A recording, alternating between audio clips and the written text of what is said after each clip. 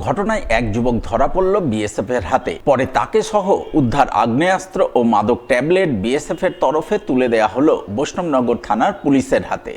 Police সূত্রে জানা গেছে, ধৃত যুবকের নাম নাবিরুল শেখ, বয়স 28 বছর, বাড়ি বৈষ্ণবনগর থানার বৈদ্যপুর এলাকায়। সে শুক্রবার রাতে বৈষ্ণবনগরের দৌলতপুর ভারত বাংলাদেশ সীমান্ত এলাকায় বেআইনি আগ্নেয়াস্ত্র ও মাদক ট্যাবলেট পাচারের চেষ্টা করছিল। ওই সময় বিএসএফ তাকে পাকড়াও করে। ধৃতের হেফাজত থেকে উদ্ধার হয় 3টি 7mm পিস্তল, 6টি ম্যাগজিন এবং 15 রাউন্ড কার্তুজ। এছাড়াও ধৃতের হেফাজত থেকে মিলেছে 5000 মাদক ট্যাবলেট।